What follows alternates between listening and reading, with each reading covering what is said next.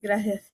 Bueno, en cuanto a las arritmias más frecuentes en el adulto mayor que podemos encontrar, tenemos de lado los que son bradicardias, muy presentes en el adulto de tercera edad, y las taquicardias, ¿no? Dentro de las bradicardias se encuentra la disfunción sinusal y el bloqueo auriculoventricular, o sea, a nivel de la enfermedad del nodo sinusal y a nivel del nodo auriculoventricular.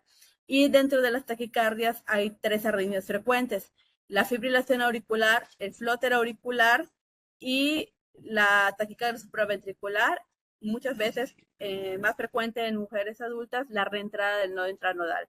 En esta ocasión vamos a abordar disfunción sinusal, bloqueos AB y fibrilación auricular. Gracias.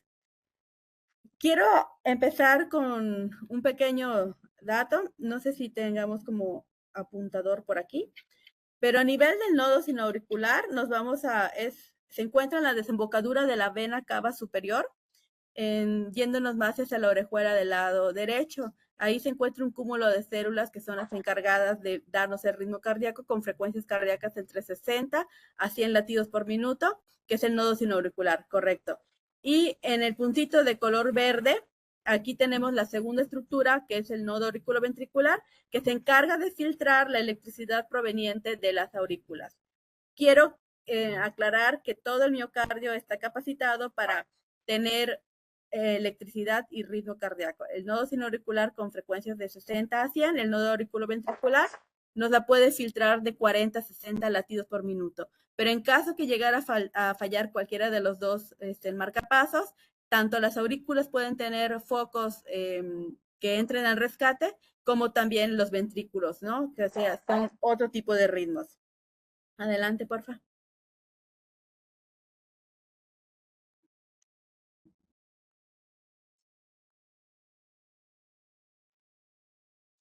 Gracias.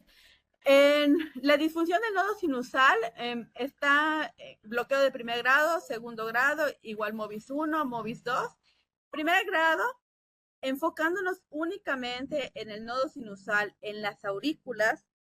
El primer grado simplemente es una ralentización, o sea, más lenta la activación eléctrica de la aurícula con respecto a la aurícula izquierda. Normalmente está representado en el electrocardiograma como la onda P, pero como es nada más una diferencia de milisegundos, se representa eléctricamente como la onda P. Cuando hay crecimiento de ambas aurículas, esas son las P's bimodales, ¿no? En este caso, este es un diagrama de Lewis, en las cuatro rayitas, donde dice SAN es el nodo sinoauricular, donde dice A es la aurícula, la rayita, la tercera raya es el nodo auriculoventricular y finalmente la última es el ventrículo. Entonces, lo pongo de esta manera para que nos sea más fácil. El bloqueo de primer grado solo está lento, entonces no se puede observar en el electrocardiograma. El bloqueo de segundo grado sinusal es un retardo entre la activación de la aurícula. ¿Qué quiere decir esto? Que hay de la onda P, es un acortamiento de la onda P con respecto a la siguiente onda P. Ejemplo aquí, nos representa 870 milisegundos en el electrocardiograma de abajo. El siguiente, hay un acortamiento de P a P, 840 milisegundos, hasta que una P no conduce. Es decir, no conduce de P a P, o sea, solamente estamos hablando de activación de la aurícula.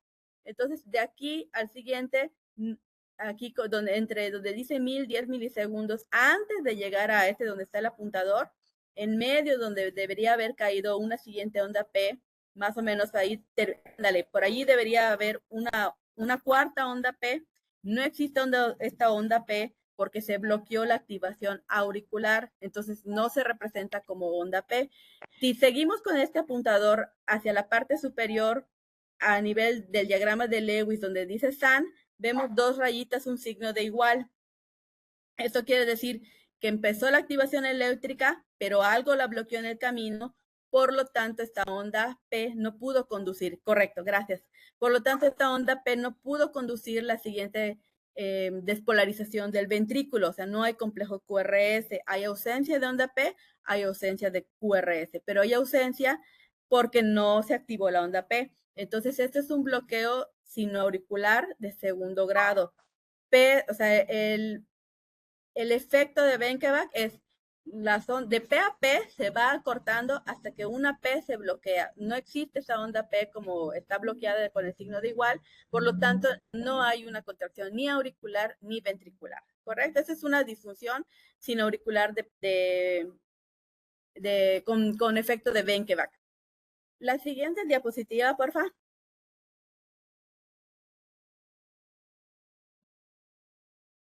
Gracias. En esta, el bloqueo de la previa. En esta, el bloqueo de sinoauricular de segundo grado de tipo MOVIT es muy similar. Una previa, please. Es la de P a P se mantiene constante, 850 milisegundos, 850 milisegundos, hasta que no hay una activación eléctrica de la siguiente onda P. O sea, debería haber, si contamos 850 milisegundos, correcto. Allí debería haber una activación de una onda P, la cual no existe, porque el nodo sinusal está enfermo, por lo tanto está bloqueado, como bien nos muestra, y porque no hay el mando de la aurícula, como consecuencia tampoco se generó la activación ventricular, la despolarización del ventrículo. Pero eso, o sea, en sí lo que nos importa es que de P a P se mantiene constante hasta que no hay una activación de la onda P, por lo tanto, esta aurícula se bloqueó. Ese es un bloqueo sinauricular porque nos estamos enfocando únicamente a la enfermedad del nodo sinusal. Entonces ya nos queda la suma de que los intervalos PP no se reducen de manera progresiva antes de esta pausa de 1700 milisegundos, pero esta pausa de 1700 milisegundos es igual a la suma de las dos previas.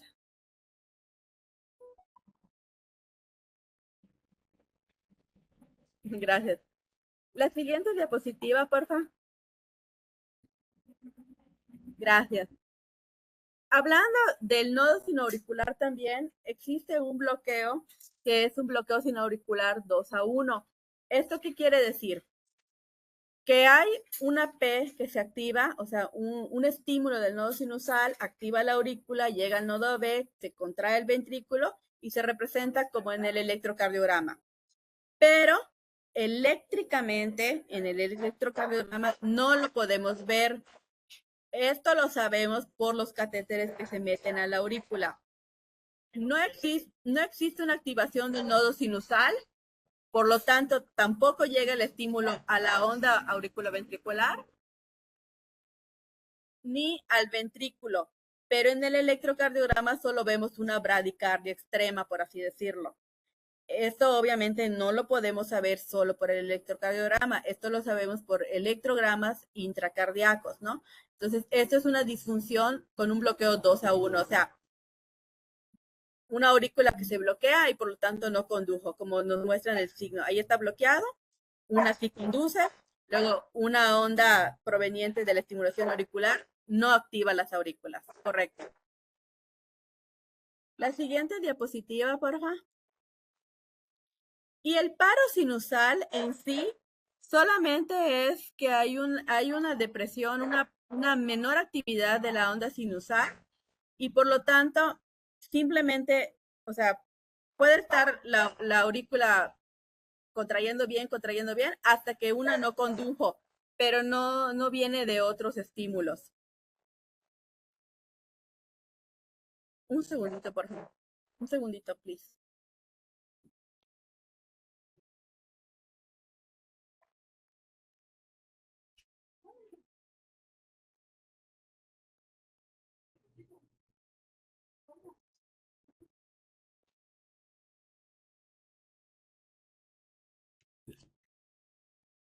Perdónenme, perdónenme.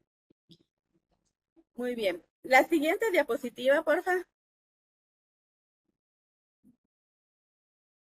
Gracias.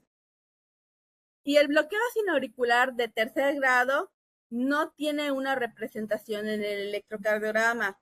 Son ritmos de escape. En este ejemplo, el ventrículo, como mencioné al inicio, pues tiene que contraerse de alguna manera. Entonces salen algunos ventrículos, algunas despolarizaciones ventriculares tratando de rescatar la sistolia, como quien dice, ¿no? Pero si lo ven, en este ejemplo nos pusieron un ritmo nodal. Entonces no hay activación de la aurícula, es una aurícula paralizada que no tiene contracción, pero pues el ventrículo sale al desquite. Los ritmos de escape pueden ser auriculares de algún otro foco ectópico que no necesariamente sea el nodo sinusal, pueden ser ritmos de escape de la unión o ritmos muy bajos ventriculares. Mientras más bajo sea el escape del sistema de conducción eléctrica, más amplio es el complejo QRS. Siguiente, porfa. Gracias. Y una de las diagnósticos más comunes de la disfunción sinusal es el síndrome taquicardia-bradicardia. Dentro de las taquicardias están la FA, la taquicardia auricular y el flóter auricular, que se combina con episodios o periodos de frecuencias cardíacas lentas. Muchas veces la característica es que está la fibrilación auricular o la taquicardia latiendo súper rápido, de repente deja de latir y eso nos condiciona a una pausa extrema que nos representan los síntomas, ¿no? Como son de bajo gasto, disfunción, disnea, síncope, mareo, náuseas, vómitos, o asistolia, ¿no? En este caso, es una combinación de ambos, bradicardia, pero también hay taquicardia. Entonces, me ha tocado ver muchos pacientes que realmente es un cansancio, astenia, dinamia y mucha somnolencia, ¿no? Y realmente le hacemos un holter y ya tiene este diagnóstico taquibradi, que realmente pues con un marcapaso sinusal, con estimulación auricular, pues mejoraría, ¿no?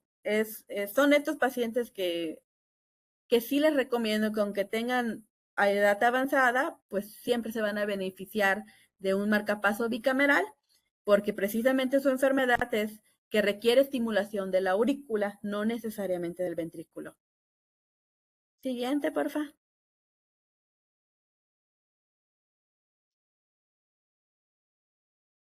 Gracias.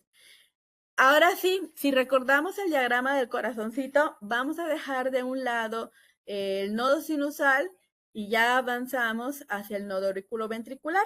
O sea que ya estamos en el electrocardiograma. Si nos vamos a ubicar, nos vamos a ubicar en el segmento PR, que prácticamente es el tiempo que lleva para que podamos llegar al nodo auriculoventricular.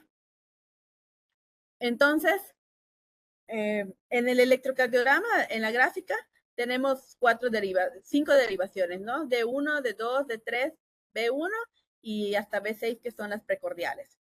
Pero en electrogramas intracardíacos, la primera HRA es la aurícula derecha, el GIS, pues es a nivel del GIS, y el ventrículo derecho, ¿no? Entonces, también hay ciertas medidas allá. Entonces, en esta distancia, correcto, desde donde está la A hasta donde está la activación ventricular, exacto, desde esa primera rayita hasta donde está el ventrículo, no normal son de 120 a 200 milisegundos. O sea que de la activación de la aurícula a la activación del ventrículo deben haber de 120 a 200 milisegundos. Cualquier prolongación de este tiempo es enfermedad del nodo auriculoventricular. Siguiente, por favor. Entonces, aquí en este electrocardiograma vemos el bloqueo auriculoventricular MOVIS 1. El bloqueo de primer grado simplemente es la prolongación de más de 200 milisegundos, o sea que el tiempo de conducción está más retardado. El bloqueo de segundo grado, de igual manera, hay MOVIS 1 y MOVIS 2. MOVIS 1 tiene el efecto de Benkevac, que es PR, que se va prolongando el PR hasta que un PR no conduce. En el electrocardiograma se ve, bueno, que el PR se va prolongando hasta que en el cuarto latido, por así decirlo, ya no hubo una siguiente P que conduciera, por eso se hizo como la pausa. Luego nuevamente reinicia el ciclo, es un PR que se va prolongando hasta que, exacto, en este latido ya no hay una P que conduzca, ¿no? Entonces, aquí es PRs que se van prolongando hasta que ya no hay un estímulo. Y eso es el bloqueo. A diferencia de la disfunción sinusal, que es el PP que se va cortando hasta que ya no hay una estimulación auricular. Aquí es el PR que se prolonga y de repente ya no conduce al ventrículo. Siguiente, por favor. Este es el ejemplo con los diagramas de Lewis. Nos ponen de B1 a B6, que son las derivaciones precordiales, y dos electrogramas intracavitarios, que es el de la oreja, está colocado un cable, por así decirlo, a nivel de la aurícula derecha y otro bien ubicado a nivel del GIS. A en color azul es la aurícula y la H en color rojo es el GIS. Y en la siguiente raya o la siguiente deflexión que aparece es, es la, exacto, es la estimulación ventricular. Entonces, si se dan cuenta, el AH se va prolongando, se va ensanchando, como en la tercera imagen, hasta que uno no conduce. Si lo ven en el electrocardiograma, son PRs que se van prolongando hasta que la cuarta P ya no conduce un estímulo ventricular. Si lo ven, solo hay una rayita A en la cuarta rayita, exacto, solo hay una A, pero ya no aparece un complejo ventricular.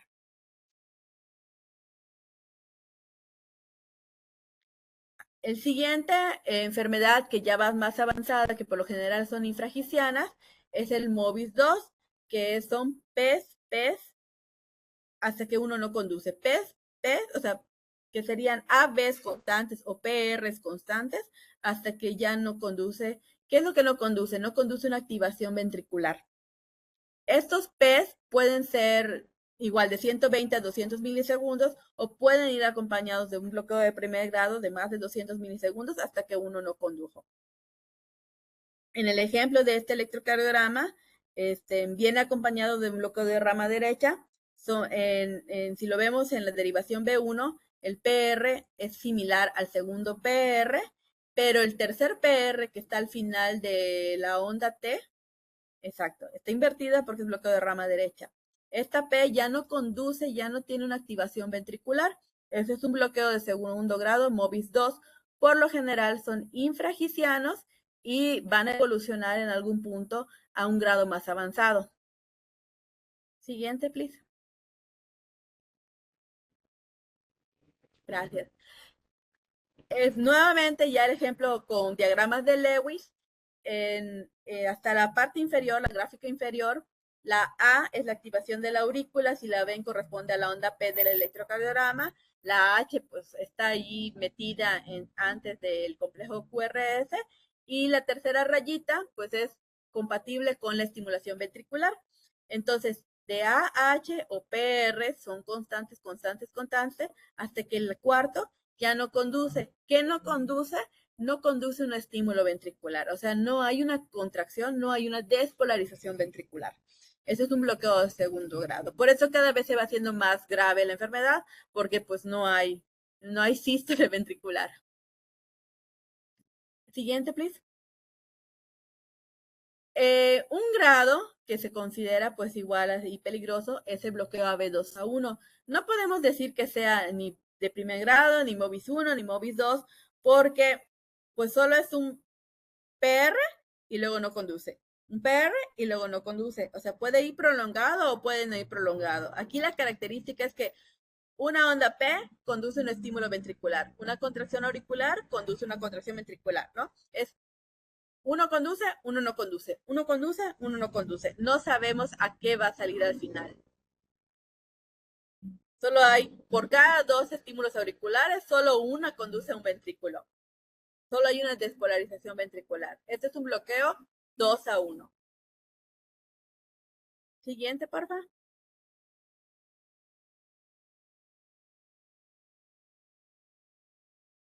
Y los bloqueos de alto grado, lo que los caracteriza, y quiero hacer énfasis en esto, es que puede haber muchas ondas P, o sea, indefinidas, 2, 3, 4, 5, 6, obviamente se va haciendo más grande el, pues más amplia la contracción ventricular, pero hay muchas ondas P y al final una de estas ondas P, una de esta activación del nodo sinusal, sí llega a tener una conducción, una despolarización ventricular. En este caso nos están poniendo un 3-1, pero ya desde que sea más de 2 ya es un bloqueo AB de alto grado. Pero de alto grado es que una de estas ondas P sí llega a conducir. Siguiente, porfa. La diferencia con el bloqueo AB de tercer grado es que aquí, aunque la frecuencia cardíaca ventricular sea más alta, o sea, 60, 50, por ejemplo, 40, dependiendo, ninguna, o sea, al final la aurícula está latiendo por su lado y el ventrículo está latiendo por su lado también. O sea, ningún estímulo auricular, ya sea sinusal, FA, o sea, ninguna despolarización auricular proveniente de donde sea, ninguna de estas logra activar el ventrículo. Déjenme ver qué dice acá. Dice, buenas noches. Dentro de las arritmias auriculares, los síndromes de precipitación como un Wolff-Parkinson son frecuentes. Doctora, Mm. vamos a dejar las preguntas al final para que no se De nos las vamos ahorita. arritmias auriculares estamos hablando de focos ectópicos o reentradas a nivel de la aurícula, ¿no? Y el Wolff-Parkinson, por definición, requiere un circuito que abarque aurícula y que pase por el ventrículo por un haz muscular, una fibra muscular, pues congénita. Entonces, sí puede haber taquicardias atriales, igual Parkinson, sí puede haber combinación de arritmias, pero por lo general se dan en congénitos o en cardiopatías igual congénitas muy complejas, como Epstein, por ejemplo. No sé si respondí. Gracias, doctora.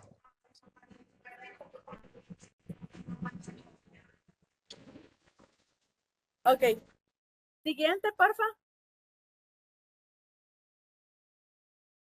Acá. Como les dije, ningún impulso atrial pasa al ventrículo, eso es lo importante. Obviamente, no es así como de memoria la definición. El hecho de que la aurícula no esté estimulando al ventrículo significa que va a bombear, o sea, va a tener la contracción auricular sin importar de si la válvula tricúspide está abierta o cerrada, ¿no? Entonces, por eso las ondas de cañón o de reflujo que después se hacen a nivel, que se pueden observar en las yugulares, porque puede contraer, pero no necesariamente tienen que estar abiertas las válvulas auriculoventriculares para una buena, o sea, no hay sincronía, más bien se pierde la sincronía auriculoventricular. Cada quien va por su lado. Siguiente, porfa. Aquí en el diagrama de Lewis lo observamos. En la línea inferior vemos muchas A's que mantienen su propio ritmo y muchas H's o muchas deflexiones ventriculares que también llevan su propio ritmo, pero cada quien va por su lado. Por eso es frecuente ver ondas A metidas sobre la onda T, metidas sobre el complejo QRS, metidas cuando termina, o sea, donde sea las podemos encontrar, porque a diferencia del bloqueo de alto grado, ninguna onda auricular logra estimular al ventrículo. Siguiente, porfa. Ese es un bloqueo de tercer grado. Hay puras ondas P y ninguna condujo, ¿no? Siguiente, porfa. Y no sé cuánto tiempo me queda, pero el siguiente tema de las arritmias más frecuentes en el paciente adulta, pues obviamente es la fibrilación auricular, ¿no? Ya un gran porcentaje de pacientes ni siquiera son diagnosticados hasta que lamentablemente están pues ya con complicaciones como eventos vasculares cerebrales importantes, ¿no? Entonces, ok, gracias, David. Bueno, entonces aquí les puse algunos electrocardiogramas, pero de verdad que la FA es una taquicardia realmente importante por las comorbilidades que competen a esta misma. Entonces, la clasificación pues sigue siendo paroxística, persistente, permanente, valvulares, ¿no?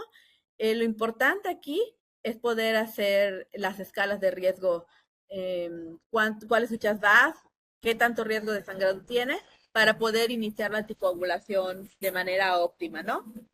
Siguiente, porfa.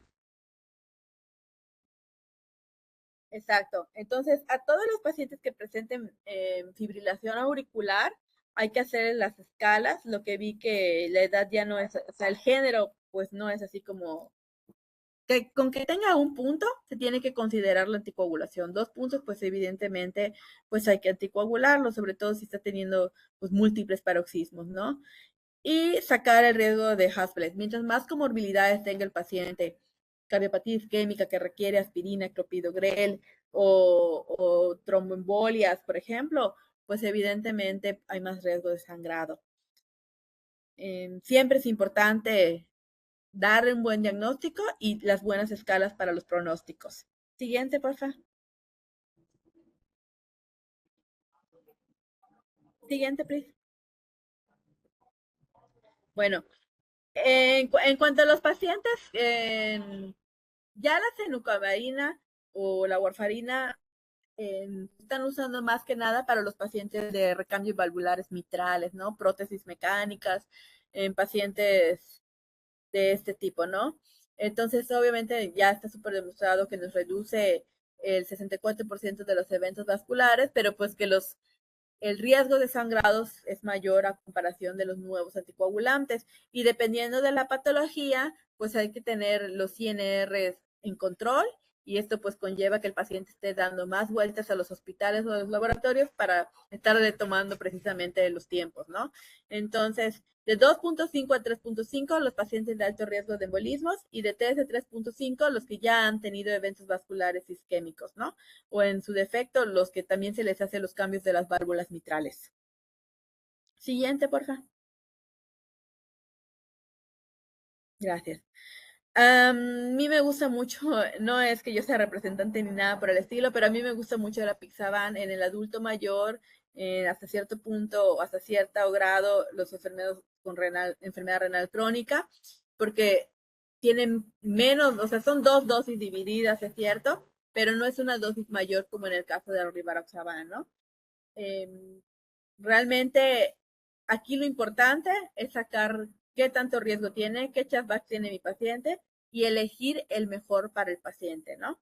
Saber en qué momento se va a suspender para una valoración prequirúrgica, por ejemplo, y qué tanto riesgo tiene mi paciente de sangrado y en qué momento pues ya decido no seguir dándoselo. Hay estudios que se corren a 75, 80 años, pero me ha tocado tener pacientes hasta de 90 años, ¿no? Entonces ahí pues o se lo quito y le da una embolia o me mantengo ahí a la expectativa vigilando lo más frecuente, pues que no vaya a tener sangrados mayores sobre todo, ¿no?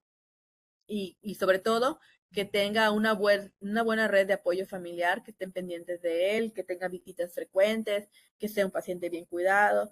Pues ustedes en eso sí tienen mejores escalas para ver al paciente, ¿no? Si se puede valer por sí mismo o ya de plano no. Siguiente, porfa. Y pues aquí algunas dosis y las listas de las tasas de filtrado glomerular cuando se tiene que hacer el ajuste. Lo importante de esta diapositiva es en qué momento tengo que disminuir la dosis ajustado a la función renal. Siguiente, porfa.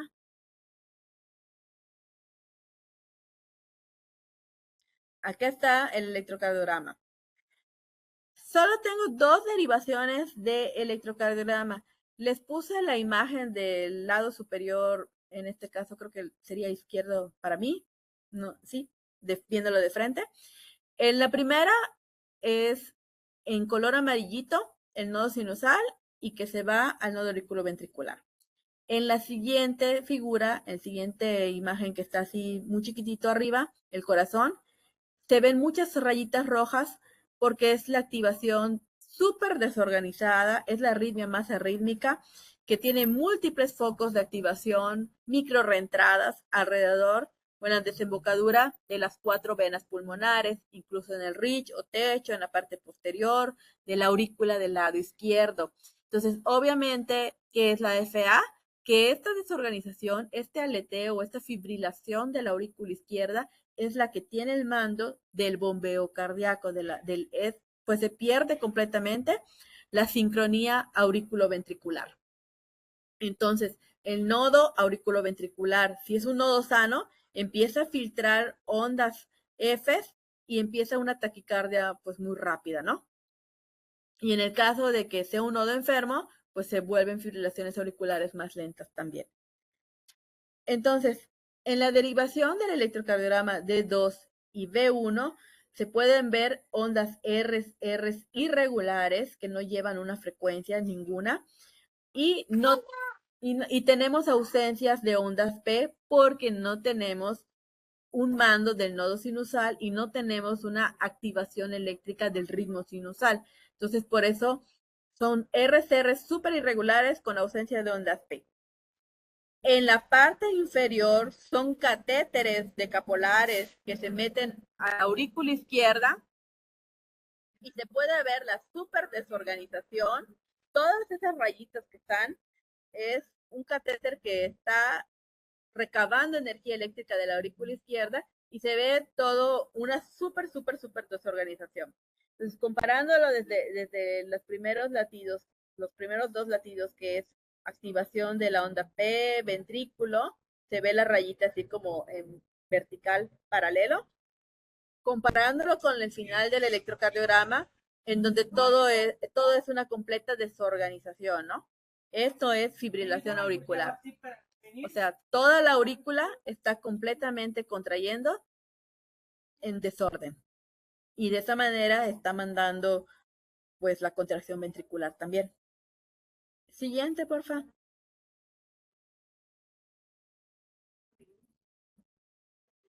Este aleteo o esta fibrilación es lo que nos da estasis venosa, se forman coágulos y como es circulación izquierda, se empieza, pues la circulación más cercana es la coronaria, la pulmonar y la cerebral, ¿no? En el electrocardiograma podemos ver complejos QRS aquí estrechos porque vienen de la aurícula. Mientras más estrecho es el QRS, viene obviamente de una activación eléctrica más arriba, o sea, aurícula. RCRs irregulares por el mismo aleteo de la aurícula izquierda y la velocidad que conduce pues es porque está sano el nodo auriculoventricular. Entonces, hay ausencia de onda P, RCRs irregulares con frecuencias cardíacas en este ejemplo, pues rápidas, ¿no? Y obviamente puede estar combinado con isquemia y otras enfermedades. Siguiente, por favor. Ahora, les pongo este ejemplo porque en este caso no es bloqueo AV completo ni nada por el estilo. No es bradicardia sinusal porque no hay ondas P. El mando lo lleva a la aurícula izquierda. Es una fibrilación auricular lenta porque es la manera en que lo está filtrando el nodo auriculoventricular. Pero la característica de una FA lenta es que los R siguen siendo irregulares. Siguiente, por favor. A comparación de este segundo electrocardiograma, en donde existe ausencia de ondas P, o sea, no hay estímulo sinusal. Los R son regulares, pero se pueden observar, o sea, no es una línea isoeléctrica que une cada complejo de QRS, sino que se puede observar la fibrilación entre Rs y Rs, pero son regulares estos Rs. ¿Qué quiere decir aquí? O sea, que aparte de una fibrilación auricular, también el nodo auriculoventricular está enfermo. El nodo auriculoventricular está bloqueado. Entonces es un escape, por así decirlo, es un escape de alguna parte del ventrículo, ya sea de la unión de partes altas del ventrículo o de partes más distales apicales del ventrículo, ¿no? Entonces, la diferencia entre una FA lenta y una FA bloqueada o una FA con enfermedad del nodo auriculoventricular es precisamente la regularidad de este complejo RR, pero no es solo un bloqueo AB, es una fibrilación auricular por el aleteo que existe en estas líneas. Siguiente, please.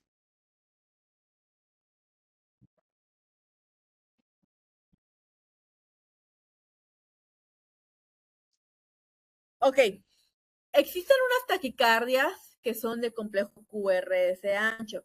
En este caso solo les quise traer el ejemplo de dos, pero por ejemplo, esta no es una taquicardia ventricular, ese ya sería otro tema, ¿no?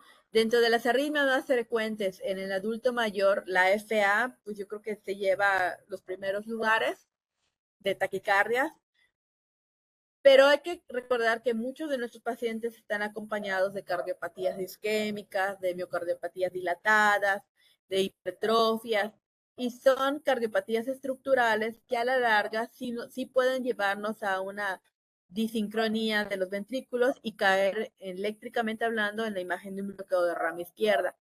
Siempre es importante, como le digo a los residentes, tener el electrocardiograma de base para saber cuál es su P intrínseca y cuál es su QRS basal. Y cuando llegue una taquicardia, pues poder compararlo, ¿no? O si se cardiovierte, se desfibrila o algo, poder tener ambos electrocardiogramas, pues del día. Entonces, aquí se trata de un paciente que ya tiene una conducción con imagen de bloqueo de rama izquierda. Por eso tiene bloqueo de rama izquierda en fibrilación auricular. Me doy cuenta porque los RR siguen siendo irregulares. En la derivación D2 se puede ver más clara. El primer RR es más corto, a diferencia del segundo y RR, ¿no? Es más largo. Y nuevamente, del tercero a cuarto vuelve a ser más corto y luego más largo y luego más corto. Y ya se puede observar mejor en la derivación larga. Esta irregularidad del RR es patognomónica prácticamente. O sea, una de las principales arritmias es la fibrilación auricular, por supuesto, pero no es taquiventri, se pueden dar cuenta de eso, este conduce con bloqueo de rama izquierda. Si alguna vez vemos diferenciales de taquicardias de QRC ancho, vamos a aprender que se puede comparar con el electrocardiograma basal y cuando es taquiventri definitivamente hay cambio de eje eléctrico, pero pues eso es otra cosa.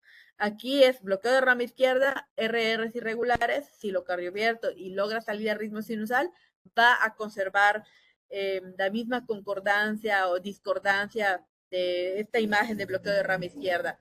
O sea, los QRS para abajo hasta la derivación B4 y los QRS para arriba en la derivación B5 y B6. O sea, todos los QRS se van a mantener de la misma morfología, simplemente que unos en ritmo sinusal y otros en fibrilación auricular, porque la activación está viniendo por el mismo camino, solo que ya tiene una cardiopatía estructural, por eso trae el QRS ancho con esta morfología. Siguiente, por favor.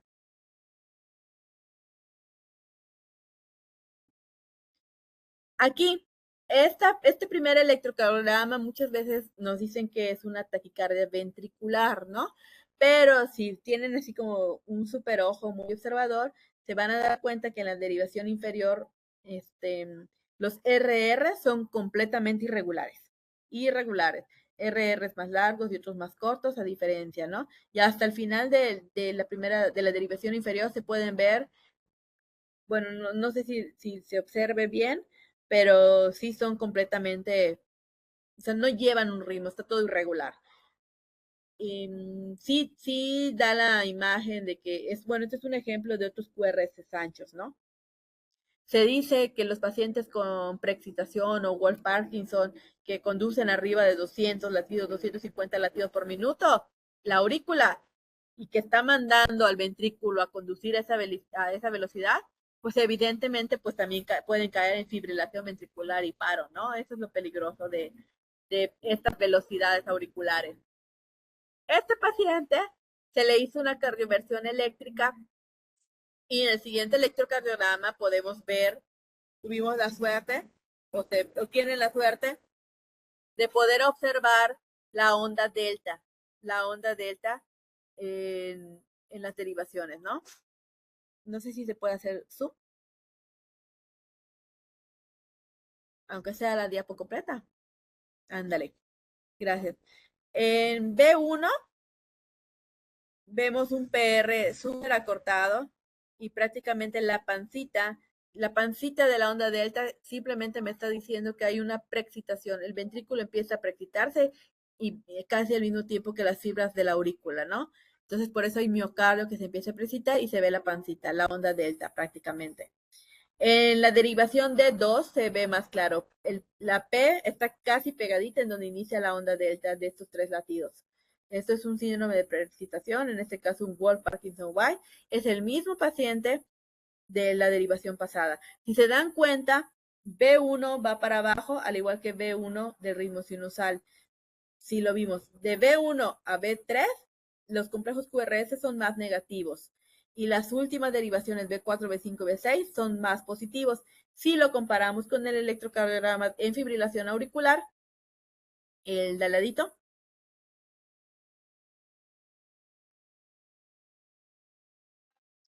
bueno, si lo comparamos, ándale, igual de la misma manera vemos que los complejos QRS de B1, B2 y B3 son más negativos, a diferencia de B4, 5 y 6 que son más positivos. De la misma manera, las derivaciones inferiores de 1, de 2, de 3 y ABF deben ser igual concordantes o positivos en comparación con el electrocardiograma sinusal, lo cual me dice que es más a favor de que sea una taquicardia supraventricular de QRS ancho, porque no hay cambio del eje eléctrico. Esto quiere decir que si no hay cambio del eje eléctrico, pues la energía está viniendo pues de las aurículas, ¿no? O sea, o del mismo lugar tan siquiera. Y eso ya sería, pues no es tan compatible con una taquiventri. Son dos ejemplos de taquicardias supraventriculares de QRS ancho. Evidentemente es más frecuente encontrar en el adulto mayor una FA que tengan de base pues alguna cardiopatía estructural en donde ya tengan bloqueo de rama izquierda y cuando le dé la FA pues va a conducir con ese miocardio ventricular que ya está enfermo, que es una disincronía con características de bloqueo de rama izquierda o derecha en su defecto, ¿no? Las preexcitaciones pues sí son más frecuentes en personas más jóvenes, ¿no? Sí hay pacientes grandes, pero pues por lo general se manifestaron igual en más jóvenes también. Siguiente. En este caso de los pacientes con... Ustedes me dicen el tiempo, please. En este caso, nada más quiero decirles que en cuanto a FA, hay que siempre priorizar el control del ritmo. Siempre va a ser mejor estar en ritmo sinusal que en fibrilación auricular. Pero si no se pudiera, sí hay que enfocarnos en controlar la frecuencia cardíaca, ¿no? Sobre todo si es ya tiene alguna cardiopatía con FEBIS disminuidas. Siguiente, por favor. Pues ya los medicamentos que usamos, nada más quiero hacer énfasis que son beta bloqueadores y si vamos a usar antiarrítmicos, si ya tienen insuficiencia cardíaca, aguas con verapamil o diltiazem, porque pues son más propensos a tener arritmias ventriculares. Entonces, no se dan cuando las FEBI son muy deprimidas. Y en todo caso, para estos pacientes, como en una unidad coronaria, en un paciente quirúrgico de corazón, que son adultos mayores, pues amiodarona y beta bloqueador. Siguiente, porfa.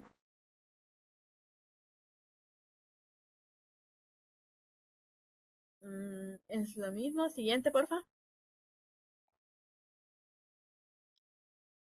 Y siguiente, porfa.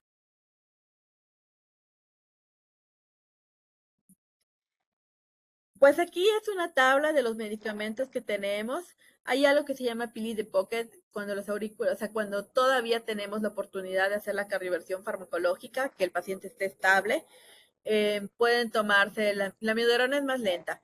Puede ser, aquí es en infusión, pero si lo va a tomar en casa puede ser 200 cada 8 horas las primeras 4 semanas, 200 cada 12 horas las siguientes 4 semanas y 200 cada 24 horas las últimas semanas en caso de que pueda salir a ritmo sinusal. Y pues obviamente estar vigilando la tiroides y los efectos secundarios de la amiodarona, ¿no? En cuanto a propafenona, se pueden tomar de 400 miligramos hasta los 600 miligramos en una sola toma el paciente. Y yo, por lo general, sí me gusta vigilarlos porque sí me da un poquito de pendiente que te tomen pues, los antibióticos. Sí se debe, sí está indicado, pero a mí sí me da pendiente que se lo tomen así en su casa solitos, ¿no? Entonces, en este caso, pues, sobre todo si son adultos mayores y tienen otras enfermedades, yo sí les doy la miodarona y luego los cito con su perfil tiroideo. Siguiente, porfa. La anticoagulación, ya saben, siempre se va a preferir, si puede el paciente, pues tomarse los nuevos anticoagulantes porque no lleva tantos chequeos, tienen mayor perfil de seguridad, pero pues hay sus asteriscos en cuando tiene que ser los antagonistas de la vitamina K, ¿no? Siguiente, por favor. Obviamente para una cardioversión eléctrica sí se tiene que asegurar, si tiene menos de 48 horas el paciente, se puede hacer la cardioversión, pero si ya pasó de este tiempo, lo ideal es hacerle un ecocardiograma transesofágico si se va a cardiovertir al paciente, y si no, pues ahora sí que llevarnos todas las semanas que se requiere hasta tener pues al menos el perfil de seguridad de que pues ya no tiene coágulos. Siempre puede haber coágulos, pero mejor terminar el esquema completo si se planea una cardioversión eléctrica. Yo digo, en ese caso, mejor empiezo con la miodarona y chance sale, ¿no? Lo citas, le haces el electro y así de plano no, pues ya le tocará su cardioversión eléctrica. Y la cardioversión eléctrica siempre tiene que ser sincronizada con el complejo QRS, porque si una energía eléctrica cae sobre la onda T, podemos hacer que el corazón fibrile, ¿no? Y ya dependiendo del equipo que tengamos, son los joules que se necesitan. Siguiente, por favor. Pues eso es a grandes rasgos una de las, o sea, quise tocar estos tres tópicos porque primero, porque los pacientes adultos mayores que tienen disfunción sinusal, obviamente estoy a favor de que tengan marcapasos bicamerales, ¿no? Porque hay que preservar la sincronía auriculoventricular y si el ventrículo no necesita ser estimulado, pues qué mejor. Al final, la estimulación también es deleteria. Si yo lo voy a programar a frecuencias de estar estimulándolo todo el tiempo, pues también puedo generarles insuficiencia cardíaca y bajar esas FEBIs también. Gracias. Muchas gracias, doctora Sandra Chi. Vamos a ver el espacio para las preguntas. Estamos cargando por aquí las preguntas. Quiero agradecerle su paciencia porque pues me tuve que salir para poder tener buena conexión. Entonces sí les pido una disculpa por eso. No pude hacerlo donde tenía planeado y aquí pues con un poco de ruido, pero les agradezco que hayan estado aquí presentes y me hayan dado su tiempo. Muchas gracias, doctora, por tomarse el tiempo de estar con nosotros. Tengo por aquí una pregunta. ¿En qué situaciones preferiría un control de la frecuencia cardíaca contra un control de ritmo en fibrilación auricular en No sé adultos si mayores? quieran que leamos algunas preguntas o ya Sí, terminamos. Me dicen. ¿me escucha, doctora? Ok. Aquí dice doctora, dice, ¿en qué situaciones preferiría un control de la frecuencia contra el control del ritmo en NSA en adultos mayores? Yo siempre voy a preferir control del ritmo. En primer mundo siempre se va a abogar por hacer las... No te escucho, David.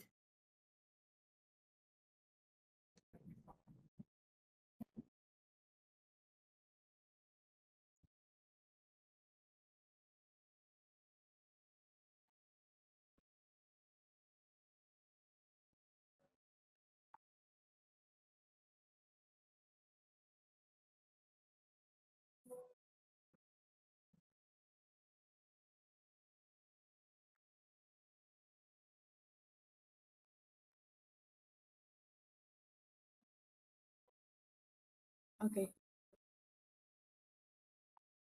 gracias. Ok, voy a leer esta. ¿En qué situaciones preferiría un control de la frecuencia contra control del ritmo NFA en adultos mayores? Les comentaba, para tomar esta decisión, siempre miro el ecocardiograma y la calidad y la oportunidad que tenga el paciente, ¿no? Si la fibrilación auricular es muy persistente, es muy molestosa, es muy recidivante y el paciente tiene una aurícula izquierda de buen tamaño, o sea, que no sea una aurícula gigante aneurismática, siempre lo ideal, el mundo ideal sería hacer la ablación, ¿no? Porque son los pacientes ideales. Y la FA es una enfermedad del adulto mayor, o sea, no es porque sea jovencito, ¿no? Jovencito pues ya tiene otras cosas o hasta congénito. Entonces siempre voy a optar por la ablación. Obviamente no está al alcance de todos aquí, ¿no? Entonces siempre voy a entonces a preferir una cardioversión pues farmacológica o eléctrica según se requiera.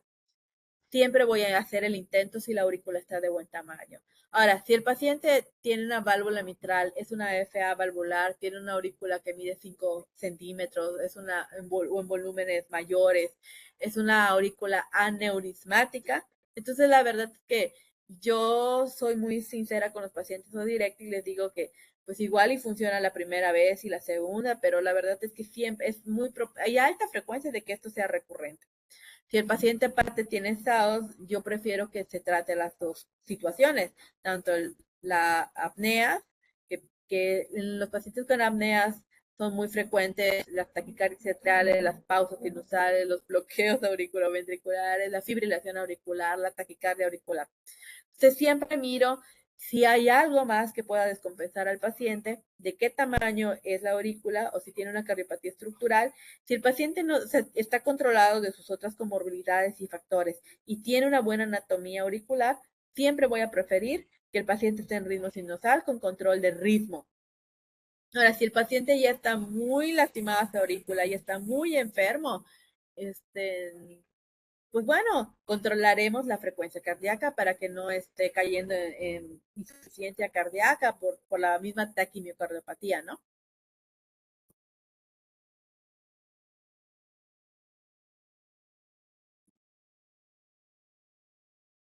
Muchas gracias, doctora. ¿Hay otra pregunta? ¿En qué caso de una taquicardia inestable, las dosis de cardioversión eléctrica son las mismas que en el adulto joven?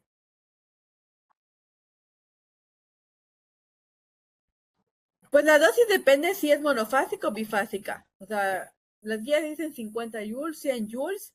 El punto es que sea, lo más importante es que sea sincrónico, ¿no? Con el QRS para que no lo vayamos a llevar a fibrilación ventricular. Y si es inestable, pues la verdad es que le puedes poner los 50, 100 joules, dependiendo de tu equipo, y se pueden dar las cargas que sean necesarias. Por lo general, en lo que se empieza a preparar el carro rojo, que debe ser rápido, pues yo también le dejo caer la infusión de amiodarona si tiene cardiopatía estructural, o se puede poner verapamilo o algún otro antirrítmico, el que tengan a mano, ¿no? Entonces, aun cuando mi paciente salga eléctricamente hablando, yo prefiero que esté impregnado con antiarrítmicos.